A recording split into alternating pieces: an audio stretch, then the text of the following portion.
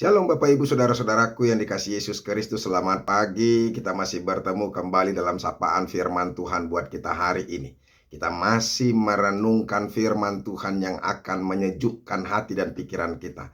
Sekalipun mungkin kemarin kita sangat lelah dan banyak kegiatan yang sampai hari ini mungkin saja masih belum pulih tenaga kita, walaupun kita sudah mendapatkan tidur pada malam hari tadi. Ya, biarlah Tuhan yang terus memberkati, memberikan kekuatan kepada kita. Tidak ada alasan untuk kita tidak mendengarkan firman Tuhan. Semakin lelah, semakin kita memberikan hati untuk Tuhan. Amin. Bapak Ibu Saudara-saudara, firman Tuhan yang menjadi renungan buat kita hari ini yaitu yang diambil dari Titus pasal yang ketiga ayat yang kelima.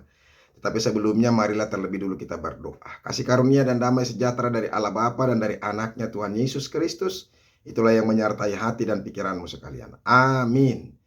Bapak Ibu Saudara-saudara, Titus 3 ayat 5. Pada waktu itu dia telah menyelamatkan kita, bukan karena perbuatan baik yang telah kita lakukan, tetapi karena rahmat-Nya oleh pemandian kelahiran kembali dan oleh pembaharuan yang dikerjakan oleh Roh Kudus. Demikianlah firman Tuhan. Bapak Ibu Saudara-saudaraku yang dikasihi Yesus Kristus, orang yang sudah dijamah, orang yang sudah dikuduskan, orang yang sudah diampuni, diselamatkan oleh Kristus, maka dia wajib berbuat baik. Kepada setiap orang, kepada setiap pemerintah, seperti yang dikatakan di ayat yang pertama ini, ingatkanlah mereka supaya mereka tunduk pada pemerintah dan orang-orang yang berkuasa, taat dan siap untuk melakukan setiap pekerjaan yang baik. Jadi kepada pemerintah, kepada orang-orang, kepada bahkan musuh-musuh kita, kita harus mengasihi, kita harus bersikap baik. Kita harus menunjukkan adanya perbedaan bahwa kita adalah orang yang diselamatkan dengan kita yang masih hidup dalam masa kejahilan dulu. Saudara-saudara, ketika Yesus mampu dan mau memberikan penebusan kepada kita, memberikan anugerah kepada kita ketika kita hidup dalam dosa-dosa kita, kejahatan-kejahatan kita, mengapakah kita tidak melakukan juga demikian kepada orang-orang yang jahat, orang-orang yang berlaku tidak adil, orang-orang yang selalu memfitnah kita? Bukankah dulu ketika zaman kejahilan itu sendiri, saudara-saudara, kita masih dibutakan, kita masih belum mengerti, kita masih bodoh dan tidak mengerti sama sekali atau buta sama sekali tentang hal-hal sorgawi. Makanya kita hidup dengan apa? Dengan kekejian, tidak taat, sesat, menjadi hamba berbagai nafsu dan keinginan. Tetapi justru Yesus menganugerahkan kasih-Nya kepada kita, memaafkan kita, menerima kita, memilih kita menjadi anak-anaknya yang diselamatkan.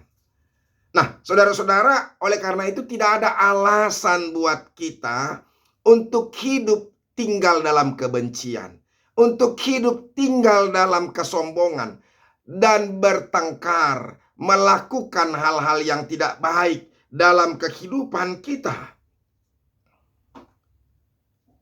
Karena perbandingannya, saudara-saudara, dulu kita juga seperti mereka.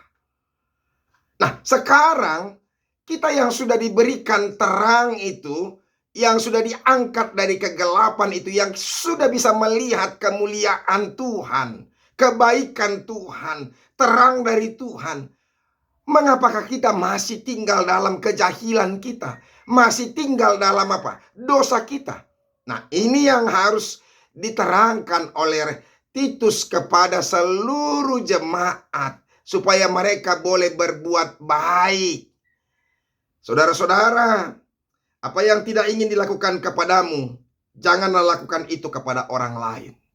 Tentunya kita saja ketika kita dalam masa-masa kejahilan itu, kebodohan dan jauh daripada terang sorgawi, tinggal yang dalam kegelapan, kita selalu berharap bahwa orang-orang memberikan sesuatu yang baik kepada kita. Kita menerima sesuatu yang baik, tidak diperlakukan dengan tidak baik. Kita tidak ingin kita diperlakukan dengan tidak baik. Nah, sekarang mengapakah kita masih berlaku tidak baik, berlaku jahat setelah kita menerima anugerah Tuhan itu? Makanya kalau kita lihat saudara-saudara dari ayat yang keempat, ya, ketiga dan keempat sampai kelima ini, ya. Mari kita lihat dulu. Karena dahulu kita juga hidup dalam kejahilan. Ini dulu, ketika Yesus belum menyelamatkan, ketika Yesus belum menebus, ketika Yesus belum mengampuni, dan kita menjadi orang-orang yang diselamatkan, belum. Ya, ini lihat apanya, dampaknya. Orang-orang yang tinggal dalam kegelapan itu tidak taat, sesat, menjadi hamba berbagai-bagai nafsu dan keinginan, hidup dalam kejahatan dan kedengkian, keji, saling membenci. Itu dulu. Nah sekarang, makanya dikatakan, tetapi ketika nyata kemurahan Allah Juru Selamat kita dan kasih-Nya kepada manusia, nah ini firman Tuhan kita nih. Pada waktu itu Dia telah menyelamatkan kita bukan karena perbuatan baik yang telah kita lakukan, tetapi karena rahmat-Nya oleh pemandian kelahiran kembali dan oleh pembaruan yang dikerjakan oleh Roh Kudus yang sudah dilimpahkannya kepada kita oleh Yesus Kristus Juru Selamat kita. Dulu sebelum kita diampuni, bolehlah kita masih melakukan kejahatan, saling membenci, memfitnah. Karena apa? Karena kita dalam kegelapan. Kita tidak bisa melihat hal-hal yang sorgawi. Tetapi sekarang saudara-saudara, jangan lakukan itu. Nah Bapak Ibu saudara-saudaraku yang dikasihi Yesus Kristus, ini yang mau disampaikan oleh firman Tuhan buat kita. Semoga kita orang-orang yang sudah dimenangkan oleh Kristus. Ingat, tanda kita orang-orang yang sudah diselamatkan oleh Tuhan. Kita harus menunjukkan kasih yang sudah dianugerahkan Tuhan itu. Kita harus menunjukkan bahwa kita hidup bukan lagi dalam kegelapan, sehingga kita melakukan hal-hal yang tercela. Tapi kita adalah orang-orang yang sudah ditebus. Maka kita harus menunjukkan dan berkewajiban untuk melakukan yang baik kepada kita. Makanya sekarang sering sekali orang berkata, ya, percuma saja dia menjadi orang Kristen. Percuma saja dia sudah diselamatkan. Percuma saja dia ikut dalam kebaktian-kebaktian, rajin, sudah menjadi pendeta, sudah menjadi penatua, sudah menjadi pengerja gereja, tapi sikapnya tidak baik. Karena apa?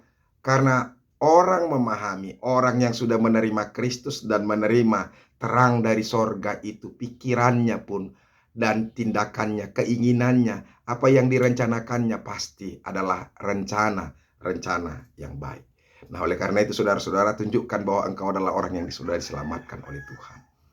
Jangan lagi tinggal dalam kegelapan. Jangan tinggal dalam kebencian. Buang semuanya.